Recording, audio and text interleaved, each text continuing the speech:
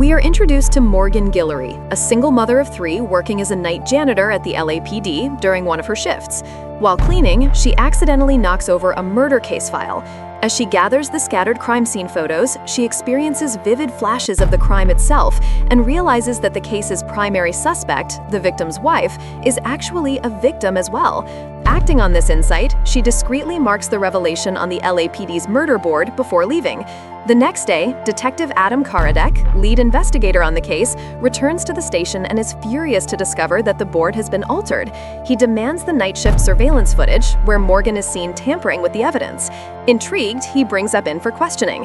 At the station, Morgan explains that she never intended to tamper with evidence. She insists it wasn't anything serious, only her way of correcting something that didn't sit right with her, admitting that if she hadn't, she would have been fixated on it. Intrigued, and with the investigation stalled, Lieutenant Selena asks Morgan to point out exactly which details suggest that the primary suspect should instead be seen as a victim. Using the crime scene photos, Morgan presents a theory. She points out that the primary suspect, Lynette, appeared to be meticulous about her surroundings. The color-coordinated pillows, the perfectly arranged metal artifacts on the shelves, and even the neatly tied curtains all suggest she was a perfectionist who valued order. However, in the photos, one curtain was left untied, which stood out as unusual given the rest of the room's arrangement.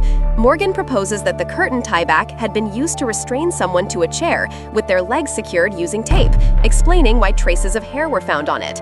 Since the deceased Anthony Acosta showed no signs of being tied up, Morgan concludes that someone else must have been restrained, most likely the victim's wife, who is currently missing. Although her theory intrigues the detectives, Morgan is still held at the station for interfering with police evidence until the crime lab results can confirm or refute her claims. Welcome to Sandy's Timeline. Today, we're diving into High Potential Season 1, Episode 1. As always, don't forget to hit that subscribe button, and let's jump right in. Detective Karadek is briefed by his colleagues, Detective Daphne and Detective Lev, nicknamed Oz, who reveal that a mysterious woman named Zhang was spotted on surveillance footage the day of the murder. Their investigation uncovers that Zhang had previously sued Brian Diamond, one of the Lynette's client, for harassment. Although Brian won the case, Zhang reacted poorly and later began sending threatening emails to Lynette, who's now missing. Brought in for questioning, Zhang denies being at the Acosta's residence during the time of the crime. However, with no solid alibi and doorbell camera footage placing her near the home, she quickly rises to the top of the suspect list. Later, when Morgan has been released, she happens to notice the surveillance footage of Zhang and spots something unusual. The video's date and timestamp don't match up. She points out that the wind direction in the clip is inconsistent with the supposed time frame. Morgan explains that in the LA basin, winds typically blow from the south during summer, July through September, while in late fall through winter they shift northward, peaking in January. This suggests the footage is actually from months earlier. Skeptical, Karadek presses her to explain how she could determine wind direction just from a video. Morgan directs his attention to a church visible in the background. She explains that historically, beginning in the 8th century, most churches were constructed facing east, both to emulate the design of the Holy Temple in Jerusalem and to capture the rising sun, which enhanced their grandeur. Based on the church's orientation, she concludes that the wind in the video was blowing from the north, proving the timestamp was falsified. Detective Daphne quickly verifies Morgan's theory with her own research, confirming that the footage must have been tampered with. Detective Karadek receives a lead from Lynette's daughter, Letty, who recalls a troubling letter her mother received from a colleague named Sarah, who later committed suicide. The mysterious letter deeply unsettled Lynette, but because she was a defense attorney, obtaining a warrant to access it would be nearly impossible. Meanwhile, Morgan, still at the precinct, consoles Letty, who shows her a recent photo her mom had sent just 2 days before she disappeared. Sensing Morgan's insight might be useful, Lieutenant Selena asks for her help, officially bringing her into the investigation. Going undercover as a cleaner, Morgan illegally sneaks into Lynette's office and retrieves the letter. She then informs Karadek that the message from Sarah was actually a cry for help, revealing that she too had been harassed by Brian Diamond.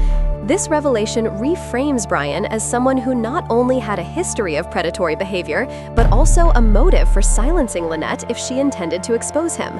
However, since Morgan obtained the letter by breaking into Lynette's office without a warrant, the evidence is inadmissible, leaving the team unable to use it in court. The team brings Brian into the station under the pretense of seeking leads on his missing lawyer. He claims that on the day of the murder he was in Fontana, which seems to solidify his alibi. But Morgan is skeptical. She doubts a man of his stature would have any reason to be there. Later, Morgan points out something she noticed while interviewing Lynette's sister, Sophia. Though most of Sophia's artifacts were covered in dust, one piece, from Fontana, was spotless. To Morgan, this indicated that both Sophia and Brian had been in Fontana at the same time, suggesting a secret affair. Building on this, Morgan theorizes that after receiving Sarah's letter, Lynette may have decided to stop representing Brian, prompting Brian and Sophia to confront her. During the altercation, Anthony was shot and killed. To cover their tracks, Brian and Sophia restrained Lynette, using Brian's tech skills and Sophia's expertise as a botanist to manipulate the greenhouse. They lowered the temperature to preserve Anthony's body, then later raised it to throw off the coroner's time of death. They also doctored surveillance footage to frame Zhang before abducting Lynette and hiding her in Fontana, where Brian and Sophia were having their affair. After Lynette is finally rescued, Selena offers Morgan a full-time position as a consultant. Initially hesitant, Morgan declines.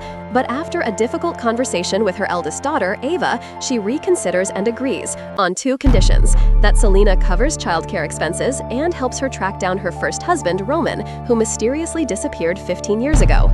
That's it for today's recap of High Potential Episode 1. Don't forget to like, subscribe, and hit the bell so you don't miss the next breakdown. See you next time on Sandy's Timeline.